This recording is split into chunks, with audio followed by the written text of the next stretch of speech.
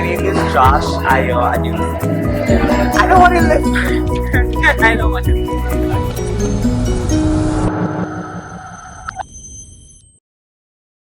According to the Center for Disease Control, life expectancy at birth for both sexes of all races in the U.S. in 1900 was 47.3 years.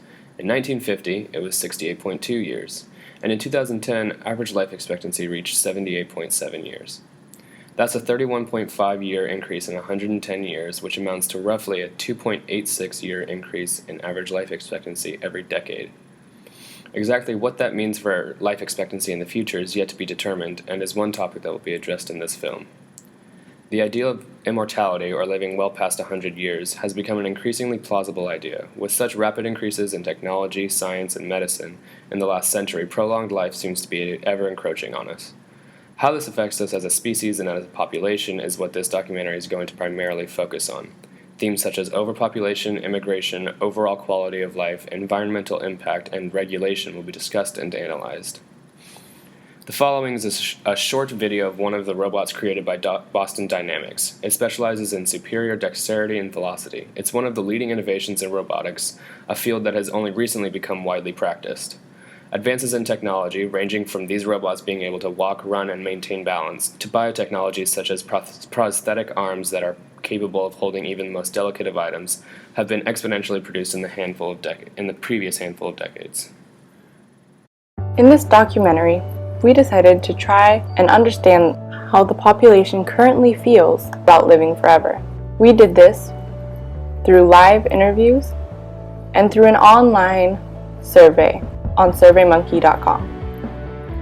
What we expected from this was a larger trend of people who wanted to live forever, but the results were not what we had speculated. The first question asked on SurveyMonkey was, do you want to live forever? The respondents were given 3 choices: yes, no, and maybe. We expected there to be a pretty even amount of answers, but surprisingly, there was a lot of people who do not want to live forever. In fact, 65% of the people did not want to live forever. The first question asked was, do you want to live forever and why?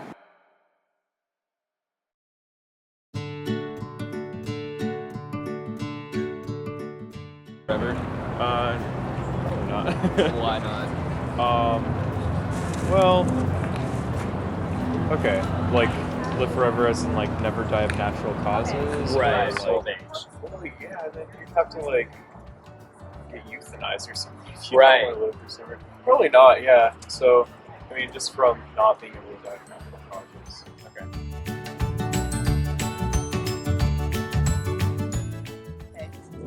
In general, I guess I would like to live forever. Good. And why? Why would you like to live forever? So I can use that time to travel the world and try every culture and all their good food, and even their medicine.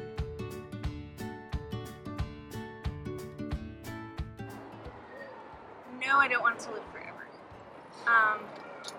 Would I want to live past 100? I don't know. I've kind of accepted my own mortality. That sounds awful, but my genetic makeup, people that have the particular line that I do, none of them have made it past 65.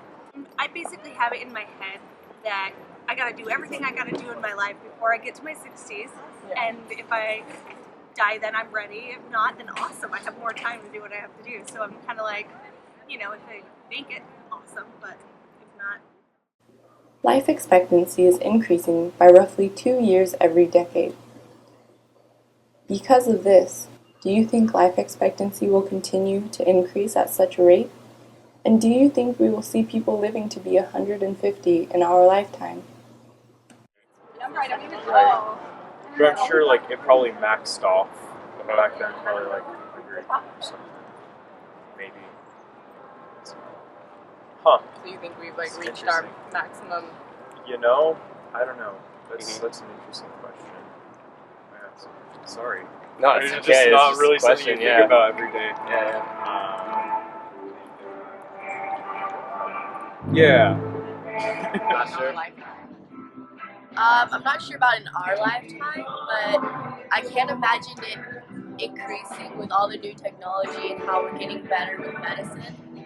But at the same time, I feel like pollution is also increasing. So unless we find a way to deal with that situation, then I can believe that in the future we can have people living that long. What would be the most significant consequence to living forever was the fifth question. Overpopulation, environmental damage, inhibition of quality of life, inability to die of natural causes, no comment, and other. When speaking to people, we found that some find the inability to die of natural causes one of the most feared consequence to living forever.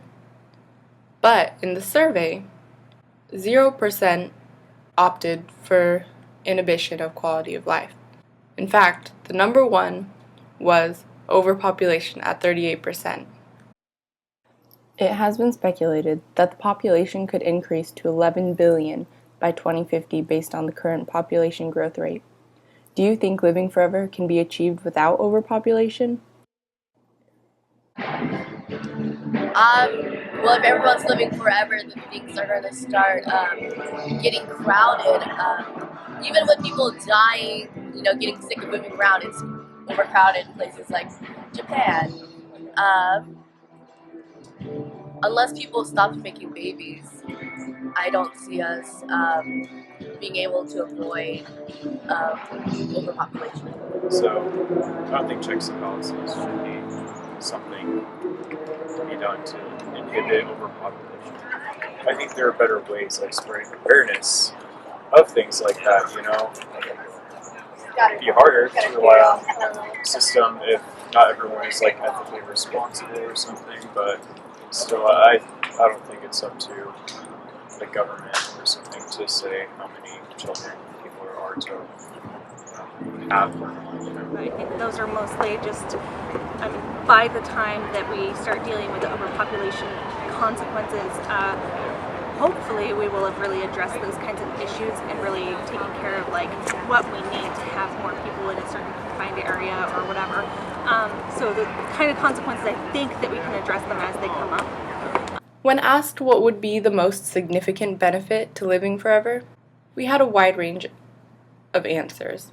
From loved ones would live forever, advancements in technology, the fact that time is no longer a factor in how you live your life, no comment, and other. When choosing other, they were prompted to specify what they meant. Many people believed they would be a burden on the environment.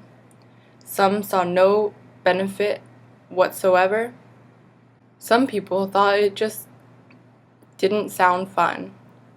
One person wrote, "I like existing and being conscious of life, and would not want to live forever without independent movement and thought." Here's a quote.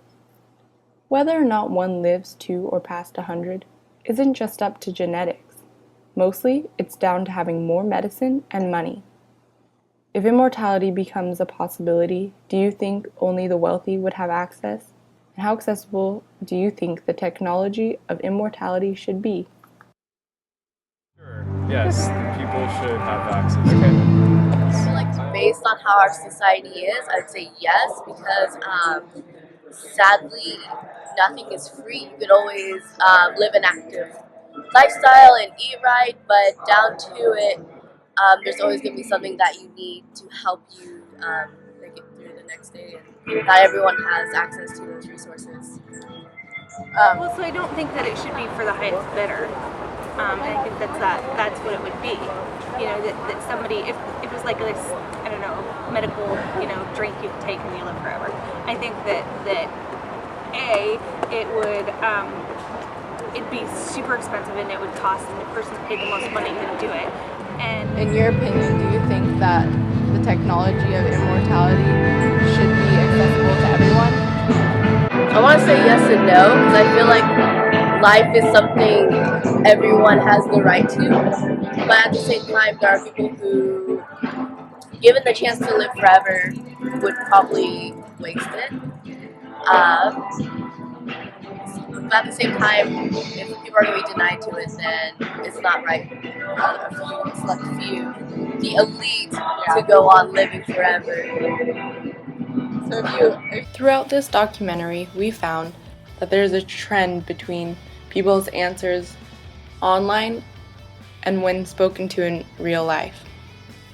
But the most important trend that we found was that people are not ready to live forever, and maybe the advancements in modern technology is increasing quicker than we can keep up with.